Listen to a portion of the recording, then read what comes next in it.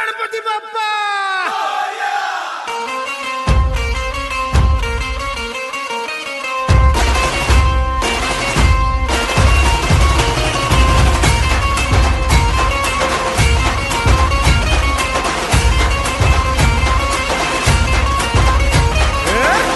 नमन करुणी वंदन इडा मांडून इडा देवाला इडा गावाला इडा पाटलाला इडा मंडळीला आम्ही सांगतो नमन तुम्ही ऐका हो गुणीजन